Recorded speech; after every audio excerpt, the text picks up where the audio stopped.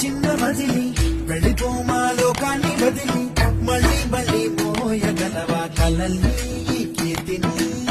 గమ్యం నీ ఊహల జననం శోధనలో సాగేది గమనం ప్రయాణమే ప్రాణం కాదా గెలుపుకి ప్రతి మలుపుకి ప్రతిరోజు ఉగాది కాదా ఉషస్సు నీవైతే ప్రపంచం సృష్టిస్తావు ప్రతిభే చూపిస్తే ప్రకాశం రోజు ప్రశాంతం